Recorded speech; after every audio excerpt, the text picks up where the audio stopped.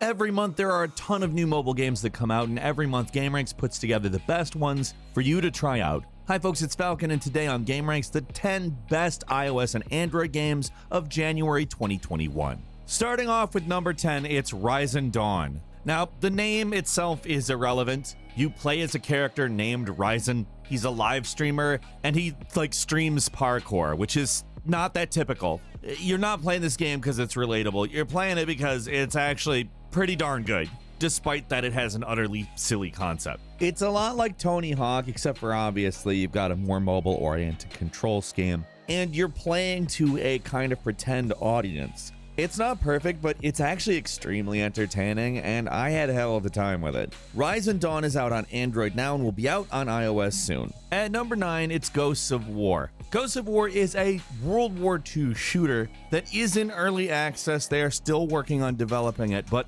honestly, this is a pretty impressive game. This is basically a multiplayer shooter. You're going to find that it is not unlike Warzone. Obviously, it controls a bit different. It is on a mobile platform, which is definitely going to be something that changes the dynamics at least. It's got 3 maps. They are good maps. And in terms of weapons, classes, etc., you're really not limited. I found myself experimenting with different things and actually having pretty different experiences. There are also planes, tanks, ships. I mean, it really is an expansive mobile online shooter. Now, I would not call this a complete game, but in terms of what it is, this is a really promising in-progress game that thankfully they released during the creation of. Ghosts of War is out on Android now, iOS soon. At number 8 is Princess Connect Redive. Now, this is a really popular battler that garnered a ton of success in China, and Crunchyroll Games decided to collaborate with them and make Redive.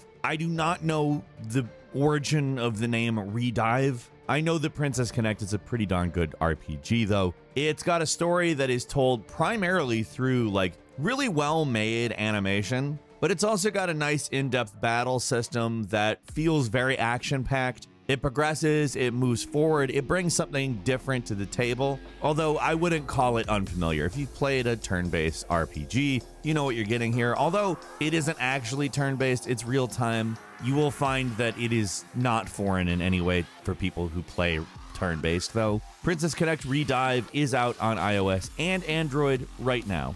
And number 7 is Forsaken World Gods and Demons. Now, this is a fantasy RPG that I think you'll find familiar if you're interested in an open world action RPG. It is not particularly outside the realm of expectation in terms of that. However, I'd call it a pretty darn good example of it. There's a lot of variance in terms of enemies, in terms of environments, and I would say that it's a lot more colorful than any of its branding implies. Again, you will be traveling around to areas that look very different. It's not just like a Dark Souls clone or anything. It's not a standard hack and slash either. There's also a lot of PvP. How good you do is heavily tied to how much loot you get, which there is some weird drop stuff. I will say I tended to be very lucky sometimes, very unlucky at others. I don't know if they're doing balancing stuff right now or what, but I did have a lot of fun. Forsaken World Gods and Demons is out on iOS and Android right now. At number 6 is Evil Nun 2. Now, I had not played Evil Nun 1, so I didn't really know what to expect, to be completely honest with you. It's kind of a silly horror game. Now, that's not to say it won't scare you. It will. Some of the scares are a little cheap, jump scary, like some of them are a little bit more nuanced. But this is a pretty tough game, actually. If you're familiar with Hello Neighbor, I think you'll be familiar with the general gameplay mechanics. However, the scenario does lend itself to a lot of interesting dynamics that I think bear out a unique experience. Evil Nun 2 is out on iOS and Android right now.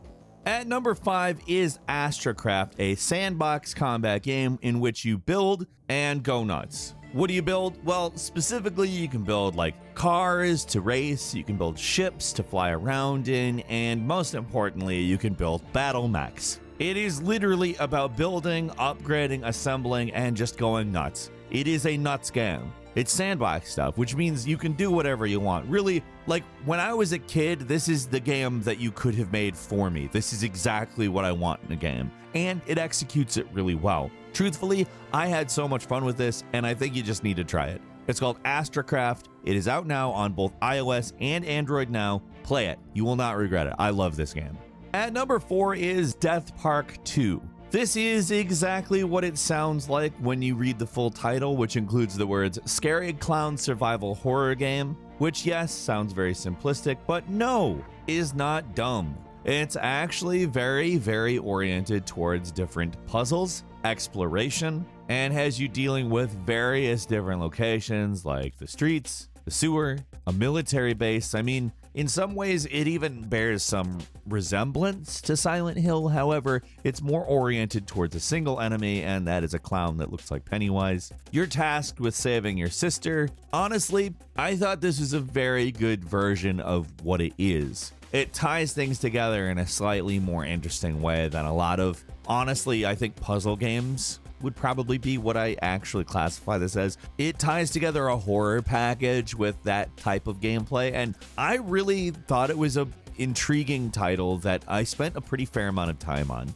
Death Park 2 is out on iOS and Android right now. At number 3 is Ronin: The Last Samurai, which is a very unique looking game. It's a game that takes cel-shaded graphics, puts it on very sparse but very aesthetically pleasing backgrounds, and has you fighting against these enemies that are, varying in type, obviously. The game calls it ink and wash painting style. I think that's fairly accurate. It's not the most detailed thing you're ever going to see, but it really, I felt that it was a fun style. Gameplay isn't, explosively different from any hack and slash you've ever seen. However, it handles blocking, attacking, controls, I would say above average. Really, it's just kind of the atmosphere and the fact that this is a really well-made game that I like it particularly. Kind of feels like a Souls-like with a totally different perspective. Ronin: The Last Samurai is out on iOS and Android right now.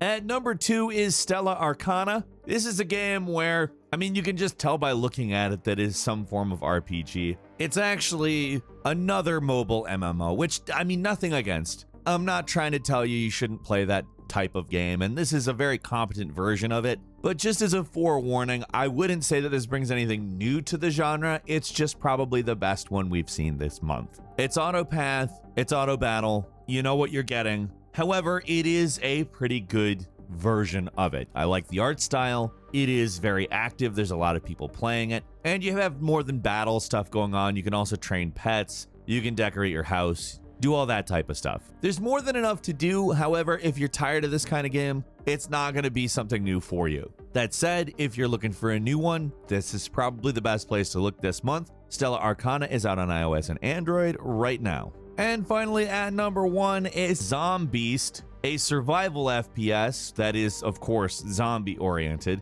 You will find this to be a fairly arcade-driven game. However, it does contain some elements that bring it a little bit above and beyond that. It is not an online shooter. This is more about surviving, but it is also mission-based and will continually receive new missions as the game progresses. Honestly, this is just big gun shoot zombies. It's just not much more complex than that, and I'm not complaining. I thought that this was a really enjoyable game. There's enough depth to it that I don't feel like it is just a waste of time, but it also doesn't overcomplicate. I can jump in, jump out. Frankly, it's a fun zombie killing fest. Zombeast is out currently only on Android. Give it a shot.